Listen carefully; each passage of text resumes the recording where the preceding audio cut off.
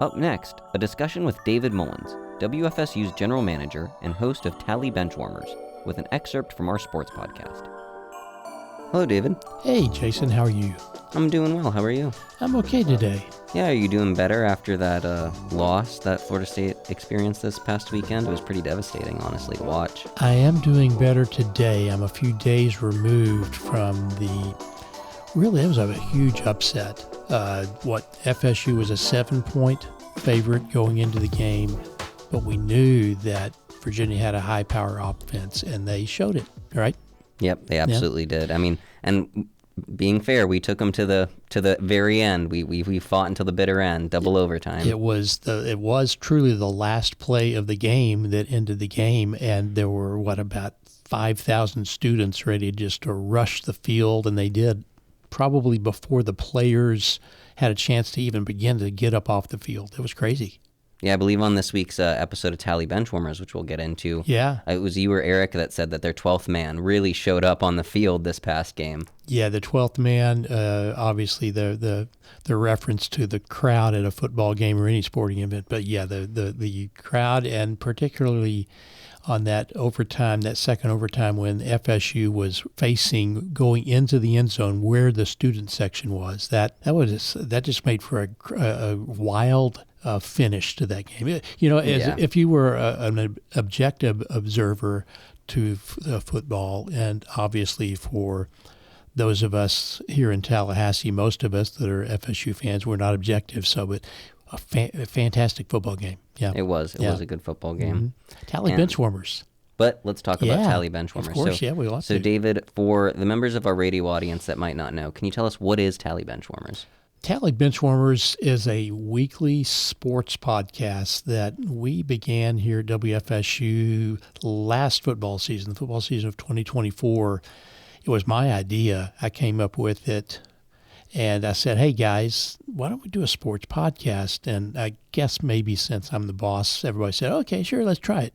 But not just that. It is a fantastic idea, David. Let me just get that out of the way and say it was one of the best ideas I think I've ever personally heard. Oh, my God. And really? I still think about how good of an idea it was to this day. The check's in the mail, Jason. Thank you. I appreciate it. I'll keep an eye out. But it's a sports podcast. We try to just approach talking about what just may have happened the weekend before, what's coming up for both FSU and FAMU sports. And we talk about college sports in general, maybe pro sports, but it's just from the average Joe on, we're not necessarily couch potatoes. We're maybe Monday morning quarterbacks.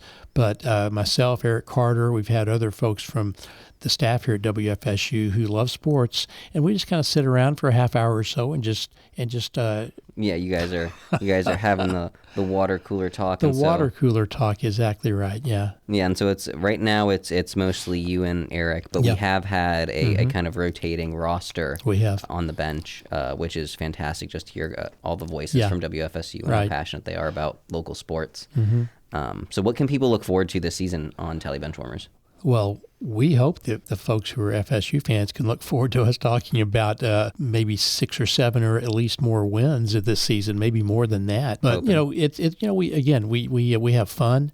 When we lose, we own up to it for ourselves. When we win, we celebrate it. But during football season, we'll talk about what's upcoming for. Obviously, this week that we're recording this, that's the Miami game coming into town. Miami's coming in for the big nationally televised Saturday night game, but it's not just those big games. We'll be around for all sports, and as we pivot into basketball season, and then soccer's always around, right? Baseball, softball. So we'll be around for hopefully through next summer and then maybe give ourselves a break like we did this year. We gave ourselves a break for a few weeks and then came back with football. Absolutely. And so you mentioned the Miami game that's coming up this weekend. You and Eric previewed that game on this past week's episode, and I believe we're about to hear a piece of that. Yeah, I think we've got dynamic insight into that. What's going to happen as our prediction for Saturday night.